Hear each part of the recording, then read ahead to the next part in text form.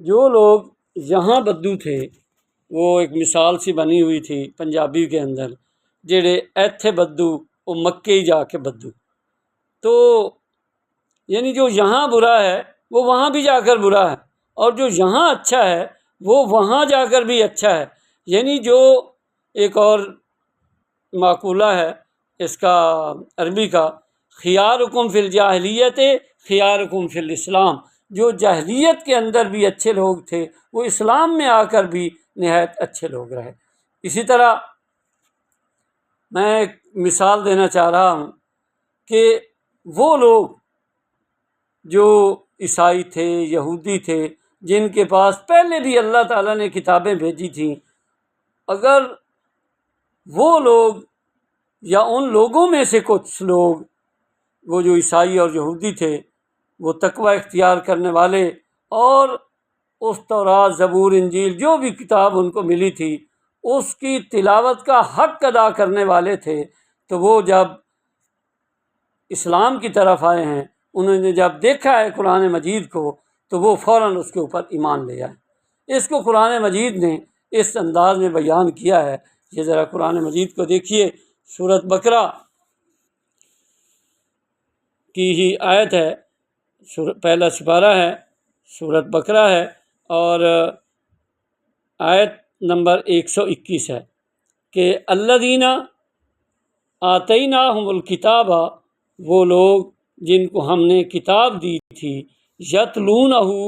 اس کی تلاوت کرتے تھے،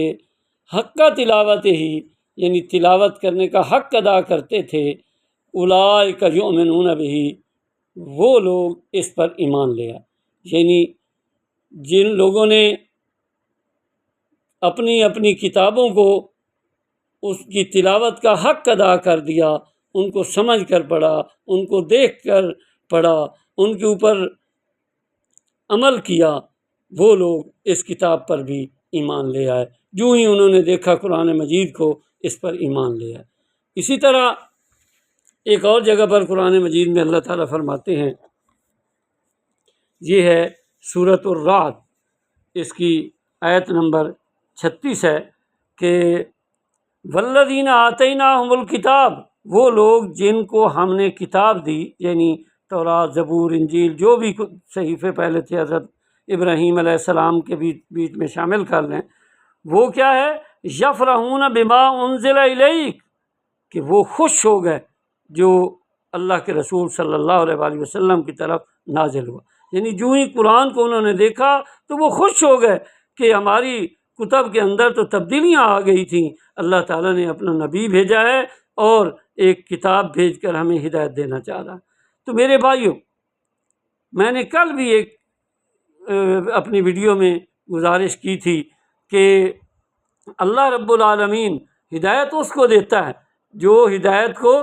طلب کرتا ہے، یہدی الیہ من ینیب، یعنی جو ہدایت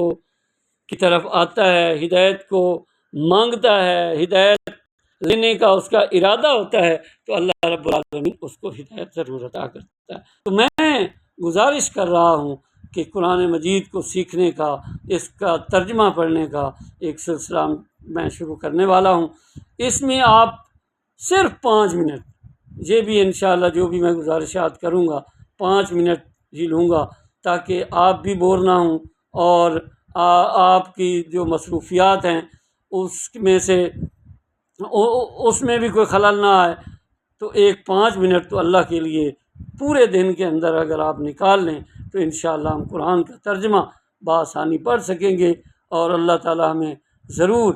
ہدایت کا راستہ، صحیح راستہ، قرآن کو سمجھنے کا راستہ ہمیں ضرور عطا فرمائے گا۔ اللہ تعالیٰ عمل کی توفیق عطا فرمائے۔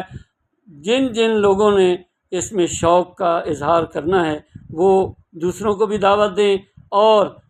جو بھی ویڈیو آئے قرآن مجید کی تلاوت کے حوالے سے اور اس کو سمجھنے اور ترجمے کے حوالے سے، وہ اپنے دوستوں کے اندر شیئر بھی ضرور کیا کریں۔ انشاءاللہ اللہ تعالیٰ ہمارا حامی و ناصر ہوگا اور ہمیں ضرور اپنے جوار رحمت میں جگہ عطا فرمائے گا۔ السلام علیکم ورحمۃ اللہ وبرکاتہ۔